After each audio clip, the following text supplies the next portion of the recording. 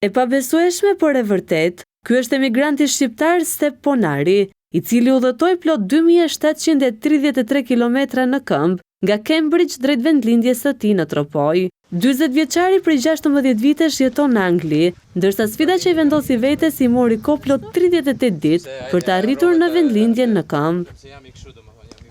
I emocionuar, Stepi tregon se shkelja në tokën shqiptare i dhuroi atij lot gëzimi. Kur hyra në pikalimin e Hanit Hotit në Shqipëri, ishte nana aty.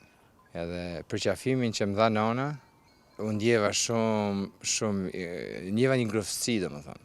Asnjëherë nuk e kam ndjetur ngrohtësi. Ashtu ndjeva edhe kur hyra në Shqipëri. Shumë emocionuese. Faktikisht më dolën lot sepse kisha bërë gjithë atë vrapim. Siç është ajo shprehja, s'ka si nana. Në këtë rast si nana Shqipëri, është toka jonë. Këtu kam lindë dhe këtu duhet pushoj.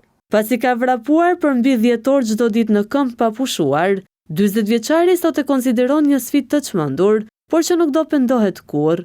Ai tregon se vrapjen e nisi si pa kuptuar në një moment të vështirë që po kalonte me shëndetin mendor, ndërsa sot është kthyer për të në pasion. Vrapi filloi si aksidentalisht, por e gjeta vrapin shumë qetësues. Unë nuk besoj tek komforti. Unë nuk besoj tek pamundura. Përkundrazi, unë kam një mesazh me këtë sfidë që është e mundur. Edhe flas shpesh për gjitha për shëndetin, për mirëqenien mendore, që në përgjithësi thonë shëndeti mendor. Ka shumë njerëz që vujnë, besoj, një nga ato jam unë, dhe unë përdor vrapin për të i kalu këtë sfidë pothuajse të përditshme, sidomos kur zgjohem mëngjes herë.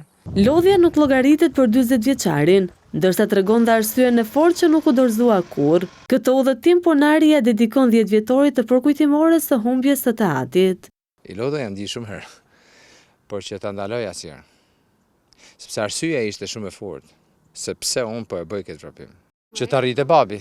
E thash me që këtë vit babi bën 10 vjetorin që ka ndru jetë, thash do të vrapoj nga Cambridge në Tropoj dhe do t'ja dedikoj këtë vrap babit. Nga humbje rrugëve në përmale tek përballja me gjarpërit në rrugë, 40 vjeçari tregon disa nga vështirësitë e sfidës.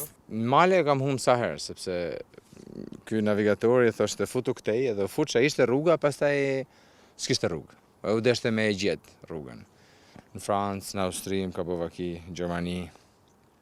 Gjarpërit kanë qenë problem, sepse kam pas shpesh. Jam me fat që nuk, sepse një pickim të thoshte me ndalu sfidën.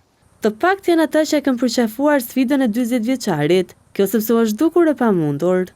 Ka pas dy versione, që nga fillimi. Je çmen, të kaloj të menja, ose pjesa tjetër, o sa mirë. Por kjo pjesa e dytë ka qenë shumë e vogël. Ajo pjesa e parë besoj nuk e kanë besuar njerëzit. Besoj shumica kanë thonë do ta lej ditën e dytë, tretë ose ndoshta javë. Edhe çdo shtet që kalonte e merrsha mesazhe, urime, bravo. Që misionin ta quajë të përmbyllur, 40 vjeçari ka ende kilometra për të përshkruar në këmbë nga Tirana në jug të vendit në Ksamil. Ai tregon se misioni me vrapimin nuk përfundon këtu, pasi sfida ende më të rënda e presin në të ardhmen.